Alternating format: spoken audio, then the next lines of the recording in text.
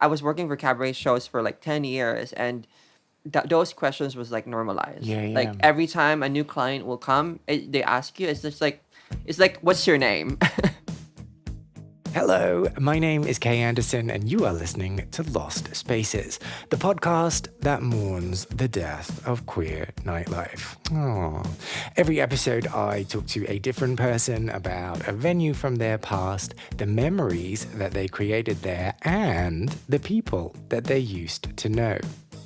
So this week, it's our first ever trip to Japan. And if you know anything about me, you'll know how excited I am about that.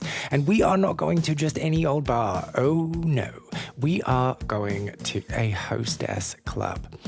Now, host and hostess clubs are fairly unique to Japan. So if you have not heard of them before, the long and short of it, all you really need to know is that they are a type of cabaret bar that provides entertainment like a floor show, but they also employ people to provide attentive conversation and maybe a little bit of flirting with their paying customers. So kind of like going to a bar and getting a boyfriend or a girlfriend experience for the night. Good, right? And showing us around our first hostess bar is Tiffany Rossdale, the self-proclaimed mega-socialite of Tokyo's nightlife and host of the Breakfast with Tiffany podcast. Tiffany first moved to Japan from the Philippines in the late 90s to live with her mum, who had settled there a few years prior. And before long, she had started her journey towards nightlife queendom. Queendom, is that a word? Working as a hostess at Mr. Lady, a hostess bar in Tokyo that predominantly hired trans Filipino women. And I am fascinated by this subject, so I ask lots of intrusive questions in my inimitable style, such as, what do you do when you have 2 or 3 regulars show up at the same time and you have to juggle all of them together? Like, how stressful is that? We also got surprisingly deep talking about our relationship with our parents and how that evolved over the years, and sometimes for the good, sometimes for the not so good.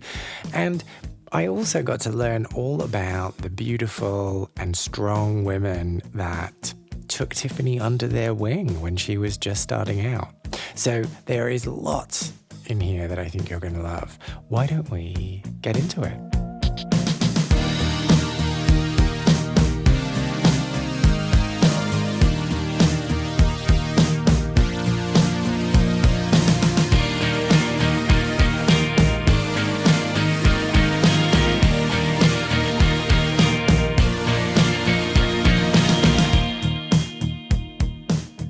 When I was still young, very young, I like in my high school day, I've seen trans women who join beauty pageants, and that's all I've seen. Like I've never seen any representation in the media, any representation in anything. So I thought like beauty pageant, I don't want to do that as a career, right?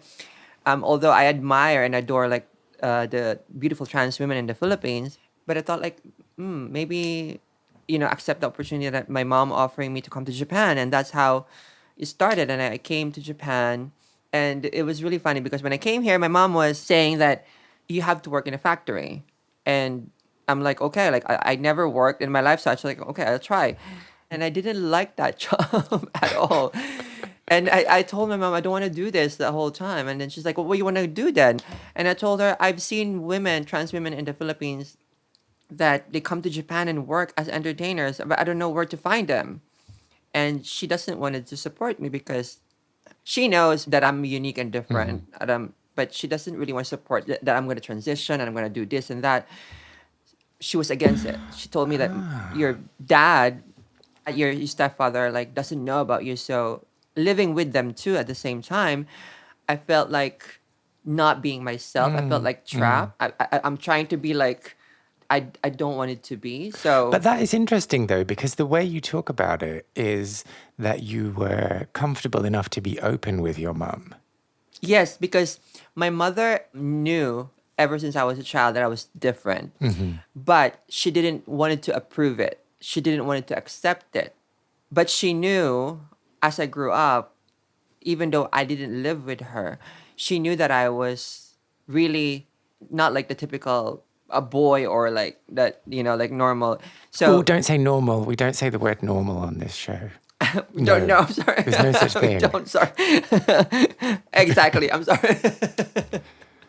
So yeah, like when I came to live with her as an adult, starting to really wanted to find myself and be who I am, she was having a hard time to accept everything. Well, the reflection that I'm trying to make is that generally when that happens, Mm-hmm. like when you are around an adult when you're growing up and the adult Mm-hmm. doesn't approve or tries to shame you or in like non-verbal ways tries to control your behavior or stop you from being who you are, lots of children will soak that up and learn very early on not to talk about things, not to express certain parts of their identity. And I think it's really interesting that you still felt able to be like, hey, mum, this is what I want to do. I completely agree. So that's what actually happened to me when I was still in the Philippines. And then during my high school when she came back because of I'm graduating high school and she came back and she saw me like really change, like my hair was longer, I'm more flamboyant and all that. But we had a talk about it, and even though we did had a conversation about it, but I think it's because of lack of understanding and lack of her knowledge about how to raise me as who I want to be is the reason why she didn't want to support me. Because it's easier if you just followed the norms of society. Exactly. So when I came here and then lived with them, and then after that, I told her, as like I said earlier, I wanted to work where all these trans women worked.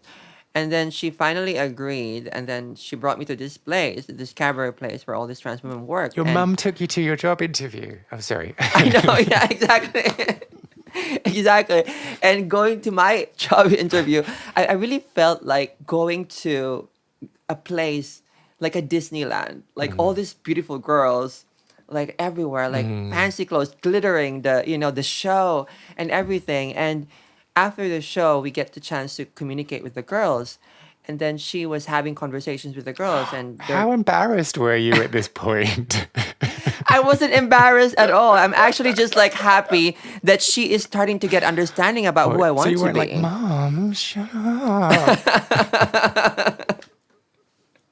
Because she doesn't know anything, right? So she's just like, oh, okay. Like I see while she's having conversations with the trans women in that cabaret show, that she's starting to really understand that, oh, there's a world for her, like this kind of world that she wants to live. And then when we went back home, she was convinced. She was 100% convinced. I'm like, if that's what you want to do, if that's where you want to go, I will separate you. Will rent you a different place. Not you can't do Wow. that in front of your dad because she doesn't want to still show my Yeah. stepfather. So then you can do whatever you want. And I said like, yes, I want to do it. So Well, that's how it so started. just like quickly one step back, do you remember any of the questions she was asking when she was talking to the women who worked there? That's a great question. I didn't actually thought about that, but I think it's about maybe a few of them like where would you buy the clothes, like for example my because I don't have of course like girly clothes, right? She was probably asking where do you buy all those clothes that you guys are wearing, like how does she start, and then giving her like tips and advices. And she actually went to the stores where the girls like told like you should go to this store because it's like cheap and you can get like many stuffs there. And then we went together. So Aw. that time actually I felt like I was accepted by my mother, that moment when she wanted me to work and when she allowed me to work in that place. And I love how practical she is. Like, we're going to need to do this, this, this, and this. We're going to need to go to this place to buy clothes. We're going to need to set you up an apartment here, and then off you go. Exactly. So then you got the job, I'm assuming. 'Cause that's what we're here Yes, to of talk course I about. got the job. Do you remember like the anticipation leading up to the first shift you had? Yes, it was a lot of learning, and I was so grateful and I was so lucky that all these women in that cabaret were very friendly and were very helpful for me.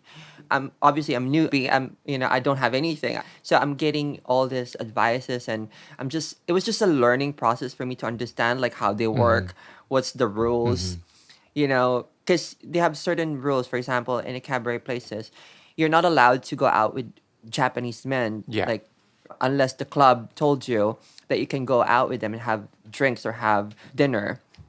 But unless they don't tell you, you're not allowed to meet them privately. But a lot of girls, they do that, of course, when they become like veterans. But for me, they all tell me all this like rules in the beginning, so which was really fascinating. Yeah, and you don't want to break the rules early on because if you get kicked Of out, then course, you don't want to break the rules.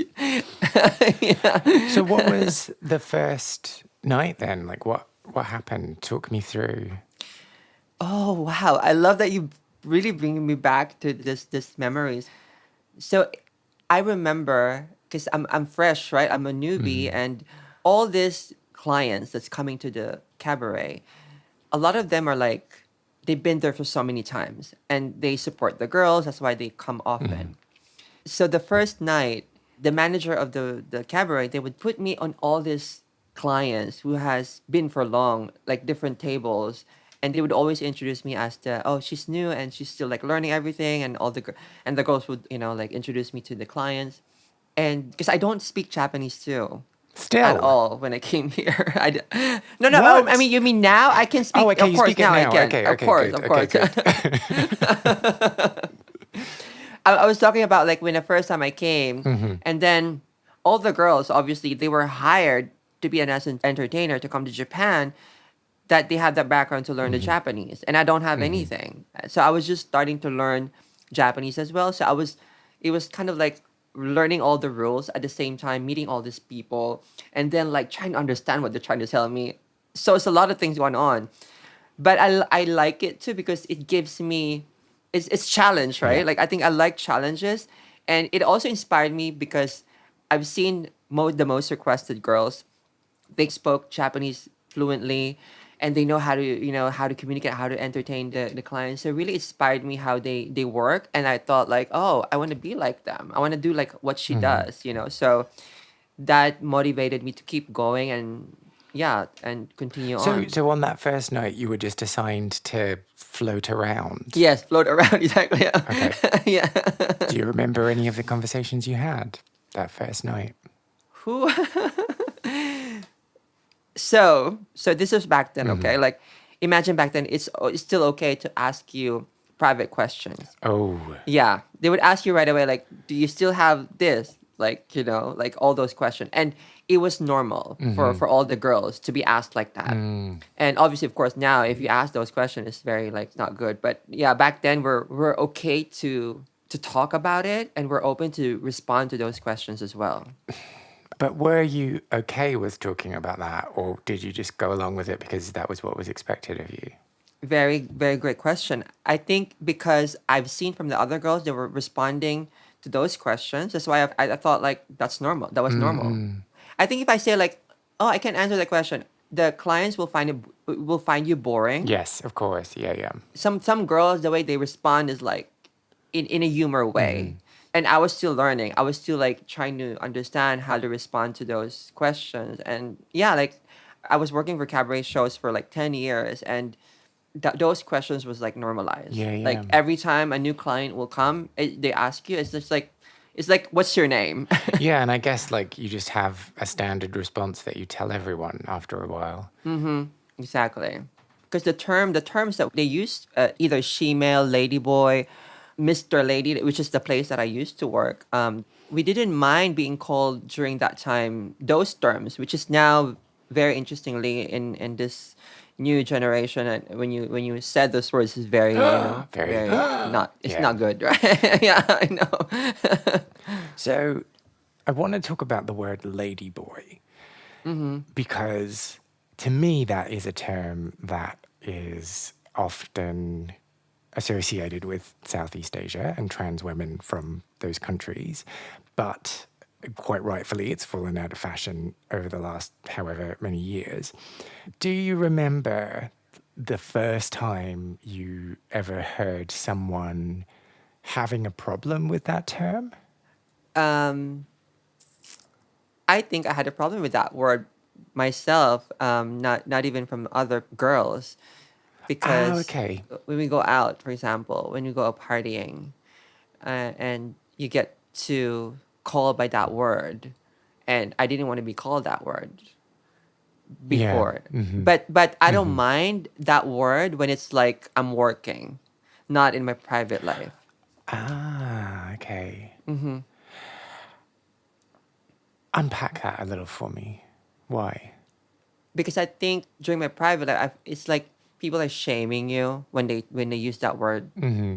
Mm-hmm. lady boy, and I always feel like embarrassed in front of everyone if I get called in a public space where I don't know anyone, and then they call you lady boy.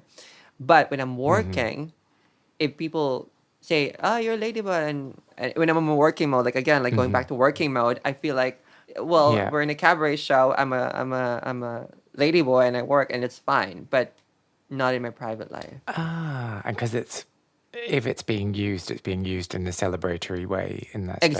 Exactly. Ah, it's a funny relationship that you have with a client, right? Because it's not as though you're just talking to someone in a bar.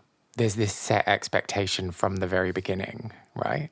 Absolutely, yeah. And also some like the managers and the owners of the cabaret places, if they know that you're not answering Mm-hmm. them in the right way, they would tell you, kind of like training you in a Suggest. way, like you should do this, or suggestion, yeah.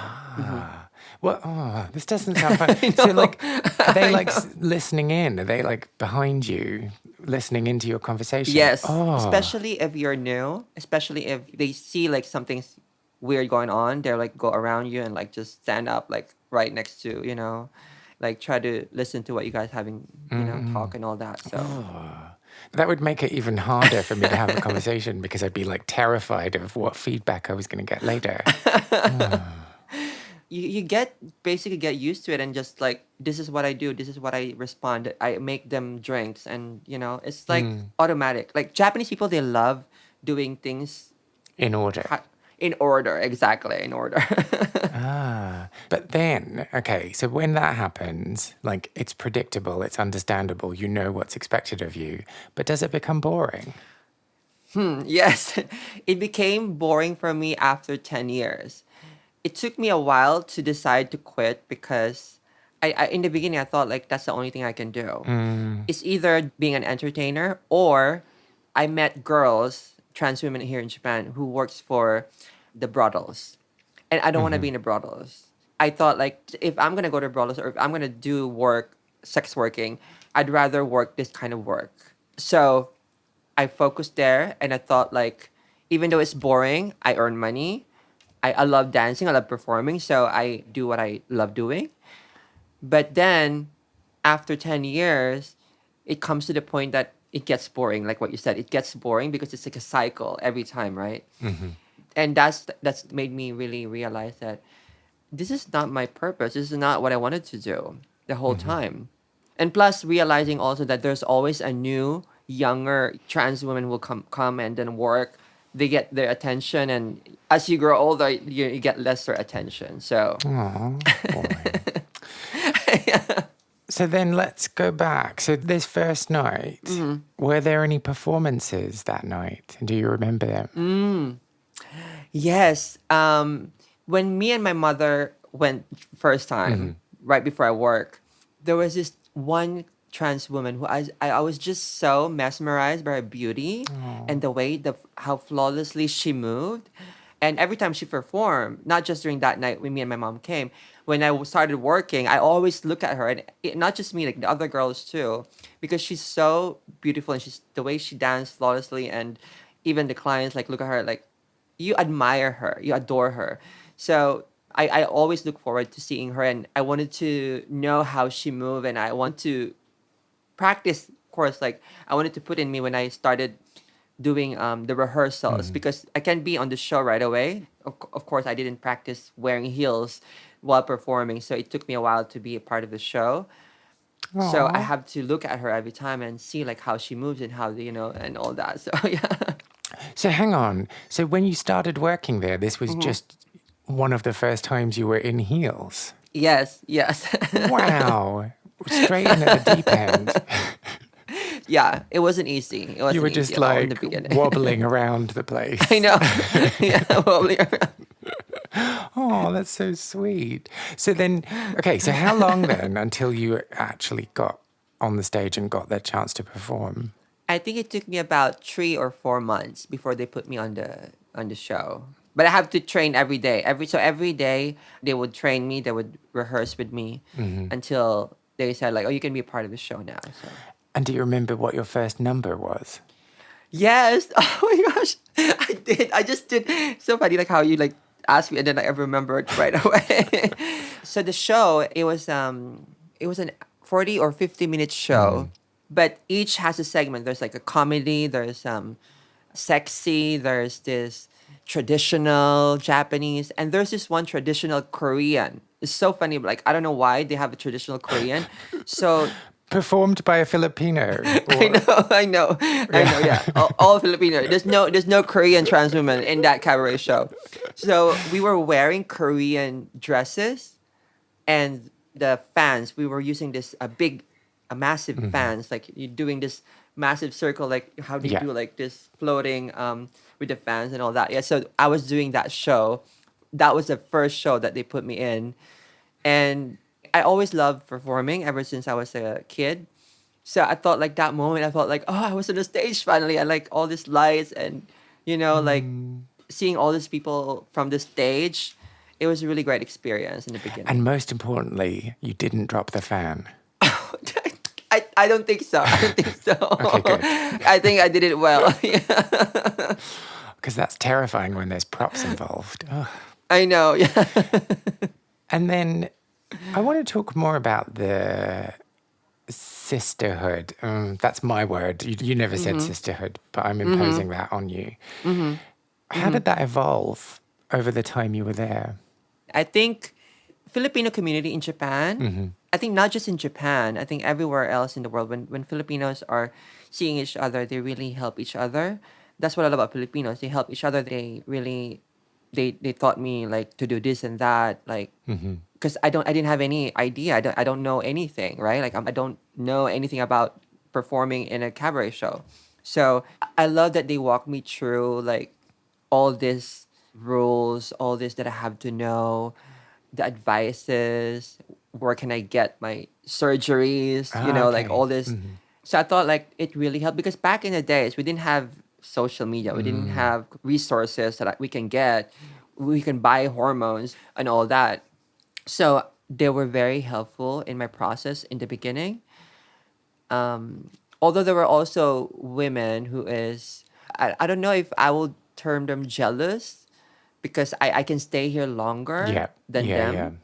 A lot of them, they would come to Japan for 3 months, 6 months for the entertainment visa. But they know that my visa, I live here because of my parents. I have a family visa. I was supported by my family. So there were other women who I felt like they might be jealous of the fact that I can live here and stay here. So they didn't care. They didn't want to talk to me. They didn't want to, engage and have conversations with me, which I totally understand. But majority of the girls were very helpful. So I'm really grateful to be able to have that community in the beginning and to understand more about how the community works. So And yeah. was there ever like a competitive element in respect of the clients? Exactly. That's why the some of the girls they don't want to talk to me because um, they need to work hard to get a lot of clients in order for them to come back here. For me, it's easy for me to just like get clients and then like I can be here the whole time, and the clients would know that I can be here whenever they want, right? Because Like the their girls. visa is reliant on the cabaret Exactly. theatre to. Oh, okay, Exactly. okay. Mm-hmm. And you have less pressure on Mm-hmm. you in that respect. Exactly. Oh, okay. That creates strange dynamics. Mm-hmm. Mm-hmm. And I didn't understand it in the beginning until later on. I thought like, oh, okay, that's how it works because they have to go back and the process of auditioning in the Philippines to get selected before they come here. It's such a long process. They have to be trained as dancers, you have to be trained as singers, Oh, and then like wow. it's a lot of process before they come here. So yeah. Oh, and you kind of cut the line Sorry, I did. Yes, but I know. Cheated. Yes, but yeah. So that's like some of the girls they couldn't probably like Yeah. Oh, yeah. I mean, not that that's fair on you to impose that. Like, it's just circumstance and it's nothing within your control necessarily.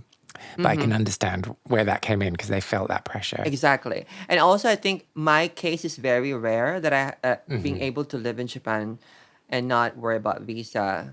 And most of the girls, they always have to do that process. Yeah. So were they only able to get like 3-month visa and then they had to go back and then they had to come back and it was that process? Yes, every Oh, time. that's really destabilizing. Yeah, and not just the same place.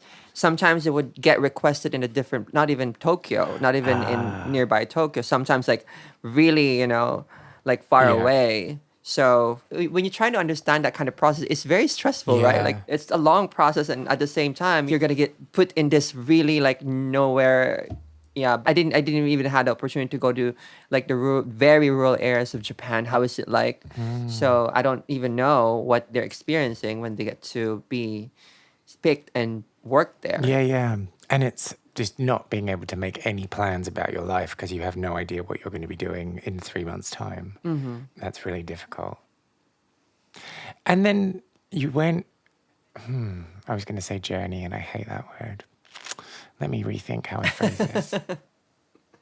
Okay. So you found your feet and you learned how to be a hostess. Oh, is hostess the right word? Yes, is it the right word? Okay. Yeah, hostess. Yeah. Learn how to be a hostess. What do you remember most from those early years there? There's so much in the beginning. I didn't understood why would married men will come to places like hostess bars or cabaret bars. I thought like, why would they do that? It's like cheating with their wives. But then working for a long period of time, you begin to understand that some of them they will come with their wives, especially with transgender women. It's more of like they go there because they wanted to be entertained. They wanted to connect with the girls. They wanted to support the girls. And then I think majority of the men that goes there, they go there for comforting, like to talk to the girls. Because you don't have sex with them, right? You just like Yeah. you just talk to them And flirt a little, yeah. and flirt a little. Yeah. So I think they needed someone to talk to. They needed someone to listen to what's happening in their lives. And once they also trust you, they would say their private stories and they become more closer to you.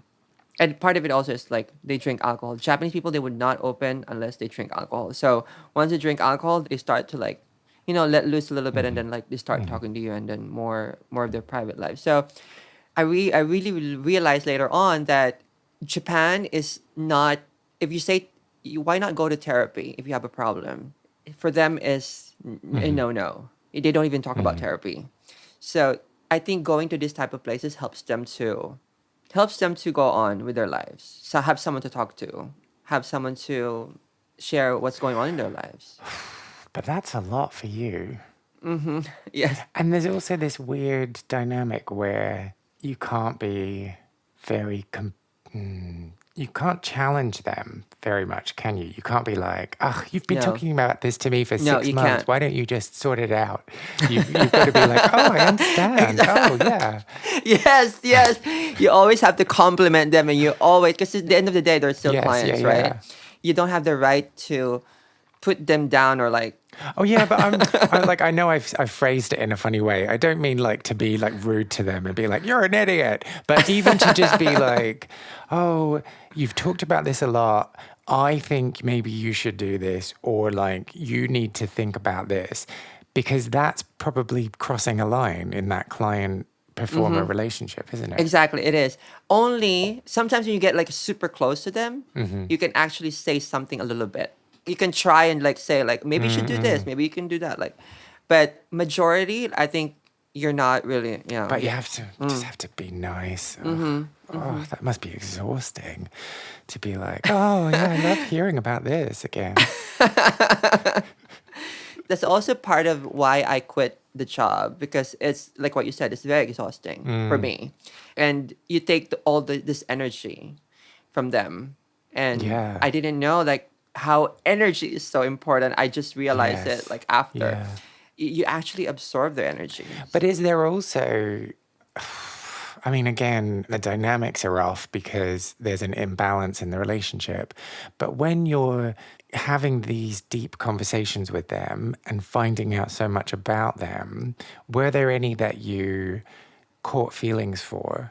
You mean like feelings for Like a crush, or you got like confused ah about how you felt about them because mm-hmm. of all the information that was swirling around in your head? Yeah, the majority of the relationships I had with Japanese men happened during those times. So I think only a few that I met privately, like not like during when I was working.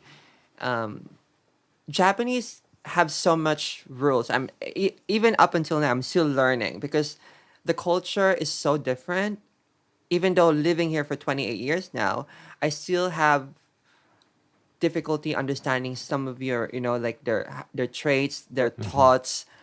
And I think it's not just like in 1 year or in 28 years you'll get to know how Japanese people really think.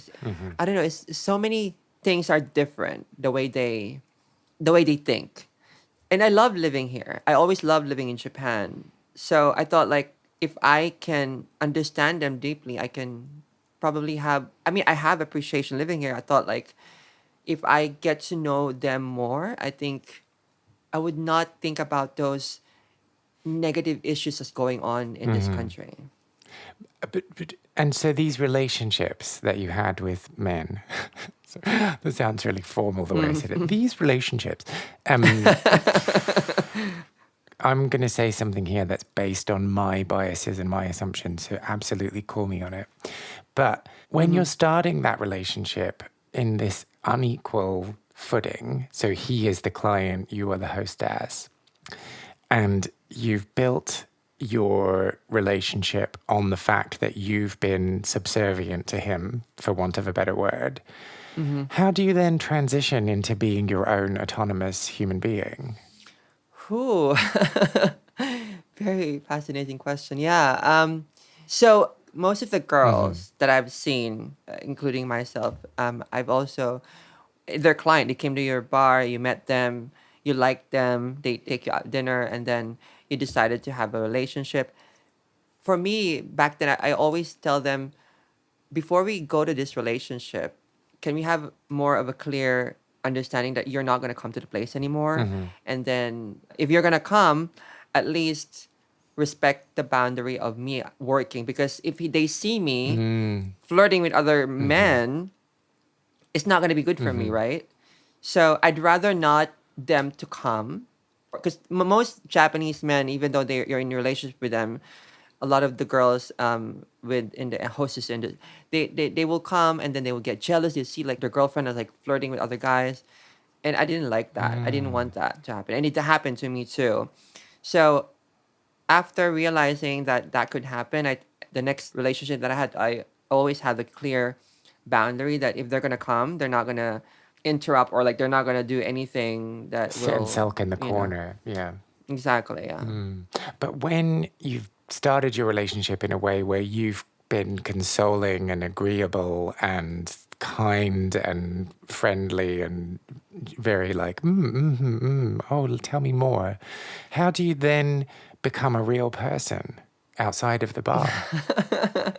Yeah, I think just being myself and not thinking about that I have to work. I don't probably talk to them more about what's happening in the bar, what's happening in my work. I'd rather talk about him or I'd rather talk about the relationship. I'd rather talk about like what we're fun doing together. Yeah, of course. But when he sees you for the first time being in a bad mood or disagreeing with him or getting angry, is that weird? For him or for me? For him, because he's so used to you being this one-dimensional character. Right. Yeah, yeah. I don't think so. I think he also separates that mentality of my work and being in a Okay. relationship. I don't think he thinks that way. I never asked, but maybe I don't ask because that's a good question. I should have asked them, right? Like, but I don't think though. I don't think Yeah, that and they. I guess my question is more about what you're picking up from him and how that works, because there is a point where, yeah, like he's only ever seen you in a certain way, but that way isn't the whole of you. And it's how he reconciles that and whether there's any teething problems that come from that transition. I also think that maybe that's like it affirms him that we're in a relationship because when you're working, you're just like all this lively and like always positive and always serving the clients. But if you see something different, like my vulnerability, I think that's affirms that like oh like she really shows that she Yeah. likes me, you know. Yeah, that's a good point. And so what happens when you have like a bunch of regulars on the go? Like there's like 5 or 6 men who come in every now and then and they like talking to you. And then in one evening, they all come in at the same time. What happens? Very, very great question. So there were times like it happened, of course, and the Japanese people they don't really like to compete to each other. Uh-huh. Most of them. So some, if they see like they're not gonna have a chance to talk to me, they would say like, "Oh, okay, you're busy. Then I will just like come the next evening or the following Ah, evening." okay. But there are also men who likes to compete. So to get your attention, they would put like champagnes and bottles and that, and then the managers of the club like, "Oh, you have to go back there. They're putting bottles." Oh gosh, that's stressful. Is it like in those old TV shows when someone's booked onto 2 dates in one evening and you're like running from one table to the next table and Yes, one exactly. Exactly. Oh, and then whilst you're at one table, you don't want to look as though you're having too much fun because then the person at the other table is going to get jealous. Oh, that's stressful. Yes, That's so stressful. it is stressful. Oh, human beings are so weird. I know, but that time I've been drinking during that time too. I have to drink, right? Because that's the reason why they drink alcohol with you too. Like they want you to drink.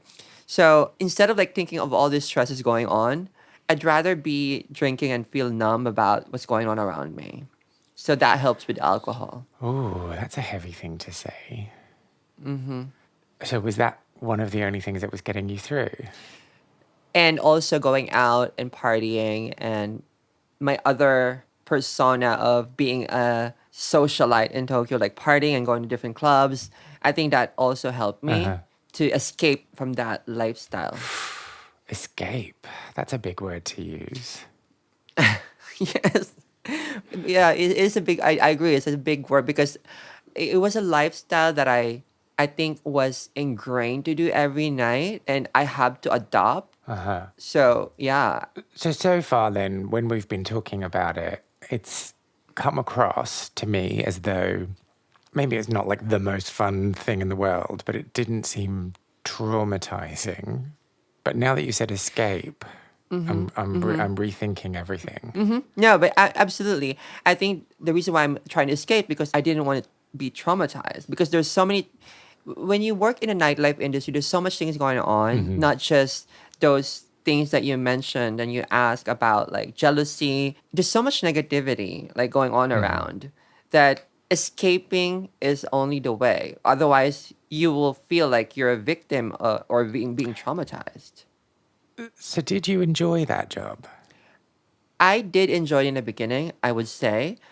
As I go on continuously, I did work because of the money. I thought like the money helped me. Of course, it helped me a lot, like to live in central Tokyo, like having a nice apartment, having the lifestyle that I want. It supported me. So as it goes on, I thought it was just I think it's because of the money.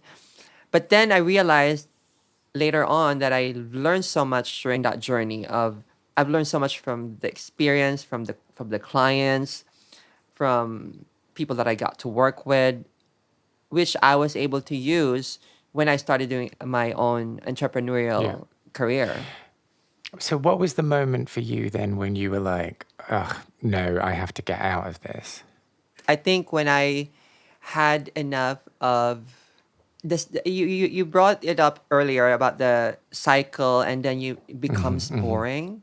Those gave me a little bit of like, oh, I really think I should start thinking about other things. Also, again, I'm not getting younger. I'm just getting older, and I don't think I'm getting that attention from the clients if I'm getting older. I've seen from other girls who get older, like which is older than me, that they seem they're not happy, and I didn't want to be like that. And so, what was your plan of getting out? Like, how did you plot it?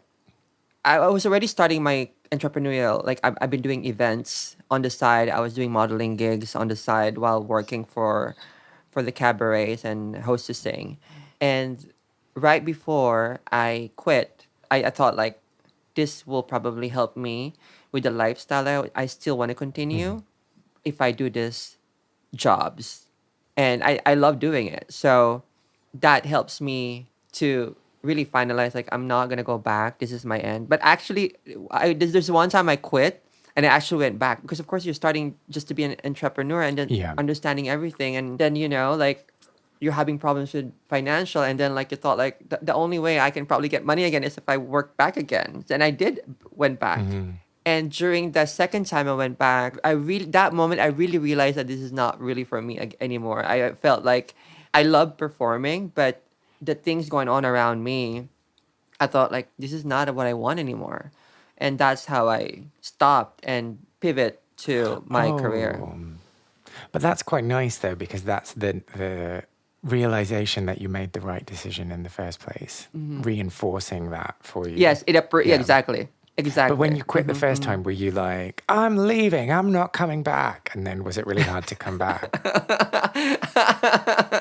I didn't do it in that Okay. way. So I did it also like I am quitting, but I didn't tell them like what I want to do. I just told them like I'm Oh, just gonna okay. quit. And then I went to the same place. So I talked to the owner and I told like I'm having financial problems. And then she was just like, come back. Then you can come back anytime you want. And she was just so nice to have me back. And then that's how I Oh, came back again. Yeah. not an interesting story for a podcast.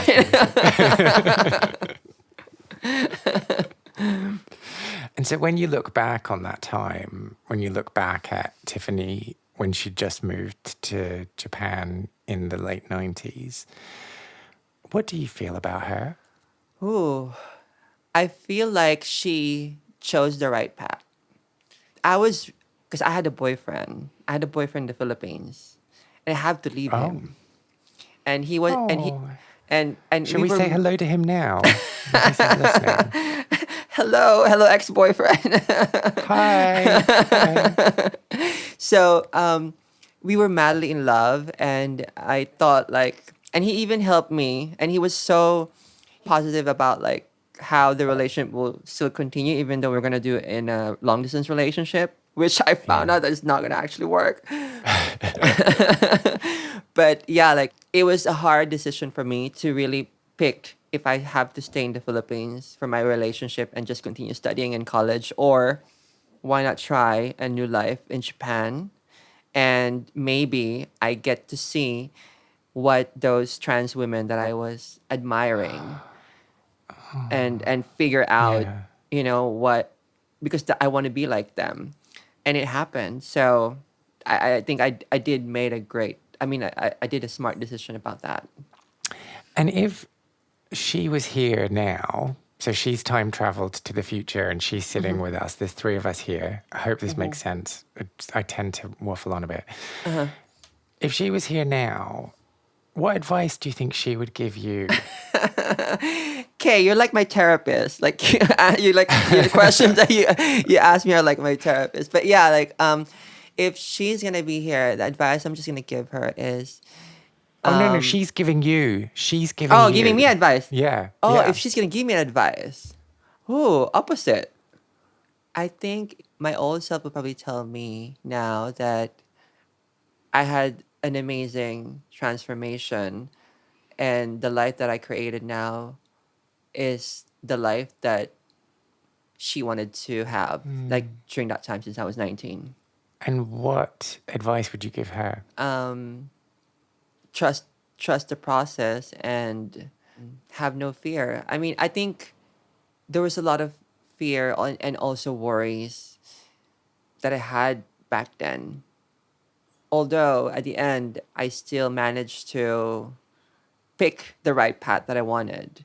So I guess like just trusting the process will probably make me more easier for me to think about everything. And are there any of those fears that you had then that you still hold on to? I can say that now that I don't have him anymore, I made clear. None. None. With the help of my, of course, with the help of my therapist, with my help of my, with this, I think, or maybe only one. I think you're right. Maybe one. Maybe this the conversation probably that I'm gonna have with my parents, because I didn't have the Oh. conversation with them about the time when I was a child when they got divorced, because I have all that as it's a trauma, right? Like everything was trauma, and I didn't have conversations with them about it. And then my gender identity, the life that I wanted where they didn't support me. I don't want it to go back there and tell them that why. I'd rather want to let them know that I did try to understand them, that they didn't have the understanding of how to support me and who I wanted to be. And I didn't have that conversation yet with them Why? because it's not easy for my mom, because my mom, like I said, I didn't grow up with her. She has this mentality of whatever she is thinking for us, from me and my siblings, is always right. Yeah. And I understand that because she wants the better future for me and my siblings. But it's not the life that we want to have, right? We want to have the life that we want. So I don't think she has that understanding. And it's not going to be easy for her to let her understand that, I guess. Now in this moment, with my dad, I started to like talk a little bit. Because he lives in the Philippines, I think I have to see him in person and talk to him. I think with my dad it's going to be easy because I'm more closer than my father than my mother. Yeah. So with my dad, I'm not gonna be having problems to talk to him when I go back to the Philippines. But with my mom, I am not seeing it soon yet. I'm still trying to let her understand my boundaries with her and me, and getting that timing where I can really have the conversation with her. It's so fascinating, your relationship with your parents, isn't it? Because they're like the people who know you the best out of the entire whole world, but they're also the people that it's hardest to be yourself around. Yes, exactly. You revert to this like preteen or early teen angsty individual when you're around them, and they know just how to manipulate every single word you're saying Yes, the word manipulate, and twist exactly. it. Yeah. Yeah, it's fascinating how you navigate that. I would also say there's a lot of Filipino mentality in the culture. They're very into family. We don't put boundaries. There's no boundary between family, which is such. I'm now understanding everything because I'm learning about boundaries, but it's difficult because they don't understand boundaries. And if you're establishing a boundary, that makes you difficult. Exactly. How is it with UK though? Like, how's your relationship with your family? Um, I think I probably have a lot of the same things as you. Like, I don't have a bad relationship with my family, but I do find it difficult to talk about things with them. And I don't know. There's a layer of defensiveness in there because if you're ever critical of anything that they've done, it's a quick leap to we did the best that we could. And of course you did the best that you could. And like no one is disputing that, but that doesn't mean that there are things that didn't go well for me. And I can still react to that without diminishing the fact you did the best that you could. And so I think, we then end up in this kind of locking horns position quite quickly. And then the easiest thing to do is to step away from that conversation and then not finish it. So I think there's kind of lots of unresolved things going on there. Yeah, absolutely the same thing with me. And the term that you put their defensiveness is what I also get from my mom. And it's really like, how do you unlock that? Like, how do you stop that? I don't know. It's really difficult. I also thought that maybe when the timing comes, when they're ready to talk to you about it, that's when the right time that they will probably understand you more. I hopefully like they're still alive, when that happens. But some Yeah. But it's all like learned behavior, right? Like, I mean, obviously, every single interaction that we have with the outside world is a learned behavior. But like in my case, my parents have learned from their parents not to talk about their feelings. And so they don't want to talk about their feelings. And in lots of ways, that's passed down to me as well. Although I guess the external influences have altered that slightly. But if you've been taught and programmed and socialized not to talk about your feelings, at what point do you suddenly go, oh, actually, I'm going to talk about my feelings? Or is it just not possible? You're absolutely right. I was raised not to talk about feelings.